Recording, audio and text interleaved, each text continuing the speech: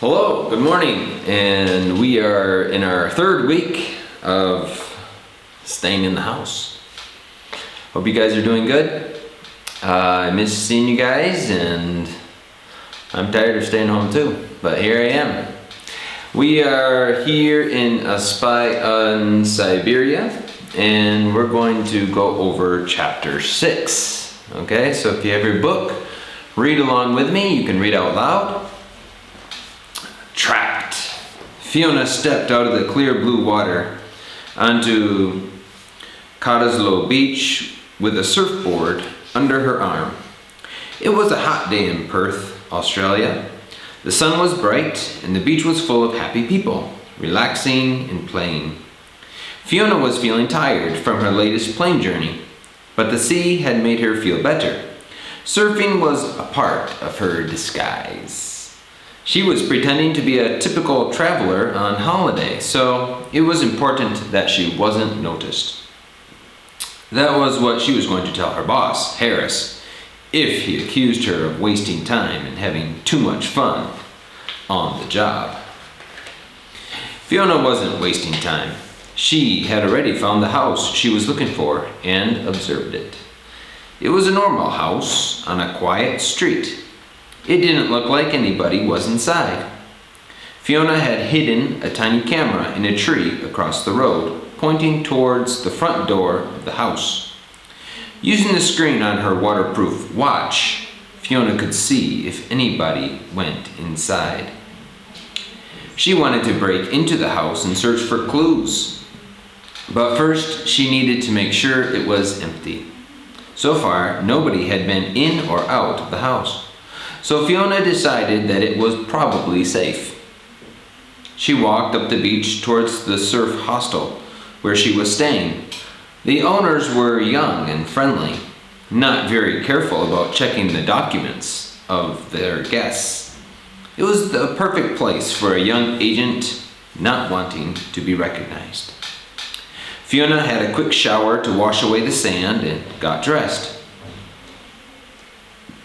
putting her spy equipment into a backpack. Then she borrowed a bicycle from the owner of the hostel and rode the short journey to the house. The street was empty. So Fiona went down the side of the house to the back garden. The grass was long and untidy, and the house looked empty and abandoned. She checked the back door and the windows, but all of them were locked. Taking a glass cutter from her bag, Fiona attached it to the window and cut out a circle of glass. Then she put her hand through the hole and opened the window from the inside. Quickly she went into the house, silently like a cat. She stood in the empty living room, listening carefully for sounds, but there were none.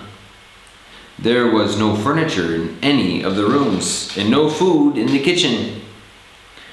She was alone in an empty house. Why would the world's leading environmental scientist send her here? Obviously, he had hoped that somebody would find his message. The GPS coordinates were very clear. There must be a clue somewhere. Quietly, Fiona went upstairs. All the rooms were empty, except for one.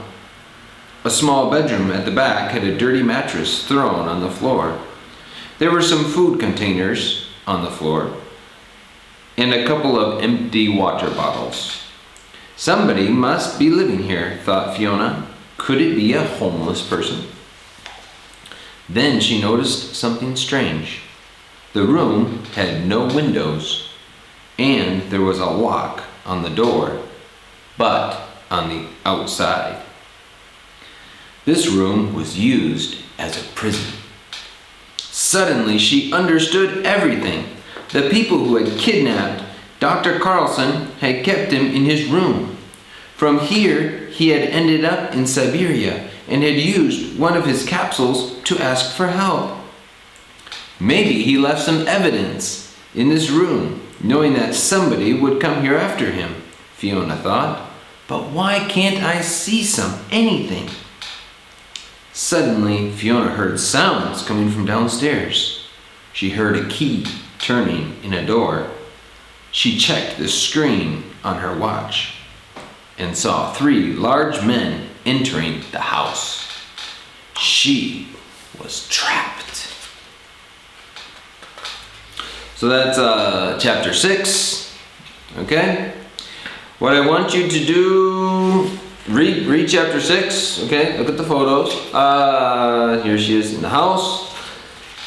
Here she is at the beach. We have activities. We have activities for chapter 5 and 6. I want you to do the activities of 3, 4, and 5. Okay? Do activities 3, 4, and 5. Answer the questions. Okay? Activity 4 is bonus question. It's a difficult question. It shows your level of English quite well. So I want you to try to answer 4, okay? That's very important, but also do the basics is 3 and 5, okay? Now with these questions, these are open-ended questions. In activity 5, they're open-ended questions. That means you need to write at least 1 complete sentence for each question, at least. Maybe you should do 2 or 3, okay? That's what an open-ended question is. You need to write complete sentences, okay? Write these in the comment section below this video in YouTube, okay? And hope you're all doing well. And hopefully I'll see you at the bike ride that we have later this week. It's gonna be super exciting. We are going to visit an amazing place, one of my favorite spots in Humia.